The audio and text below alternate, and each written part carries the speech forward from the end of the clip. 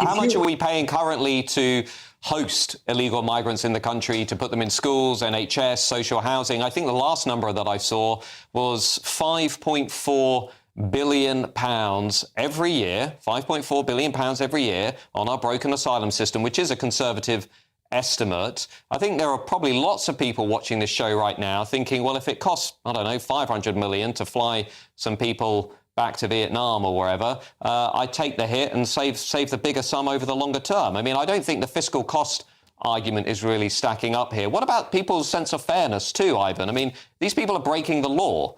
They're breaking the law. They're undermining our sense of fair play. Why should they stay from a moral position? I don't understand. Well, there's a reason why they should stay, because governments can't do anything about it.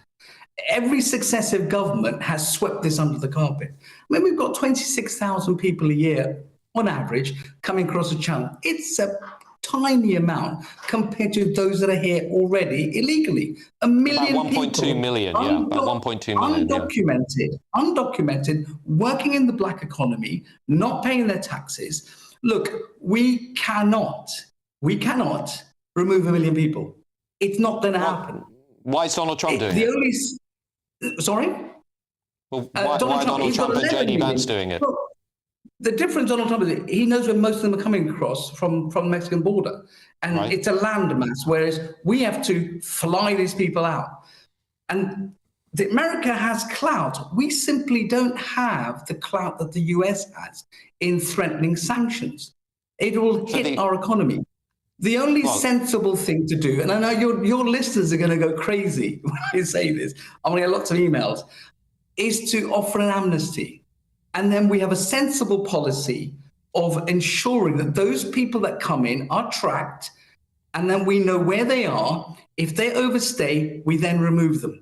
And yeah, I don't think many people in my world, never mind the people watching the show, would support an amnesty, because you might as well put a big neon sign on the White Cliffs of Dover saying, come on in illegally because we're going to give you an amnesty and we're going to let you stay and we're going to give you a job, etc., no, you didn't hear what I said. Now, OK, joining me as well is Reform UK MP for Great Yarmouth, Rupert Lowe. Rupert, we should just give 1.2 million illegal migrants an amnesty. We should let them stay in the country. That's what the human rights lawyer says. What say you?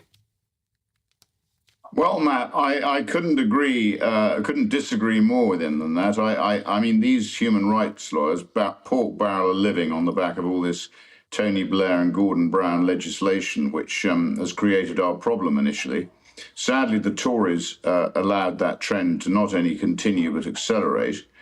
And what we need to do is we've got the British people voted for Brexit. They voted for a sovereign nation. And we have to start behaving like a sovereign nation. And we have to accept the fact, as you said earlier, that illegal means illegal. And if people come here illegally, we need to detain them and we need to deport them and make their life particularly uncomfortable if they do come here.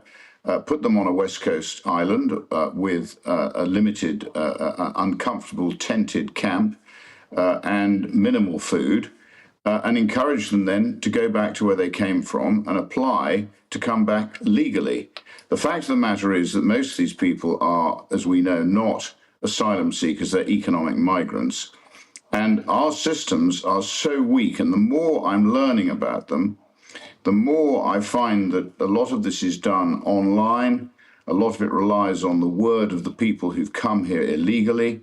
And at the end of the day, Matt, what worries me is after 6 years, if we're not very careful, these people have full voting rights. And in the meantime, the British taxpayer, who's being effectively mistreated by the government, overtaxed, overregulated, and generally treated as a second-class citizen, is seeing his interests put behind those of these illegal migrants. So the whole thing is just completely wrong.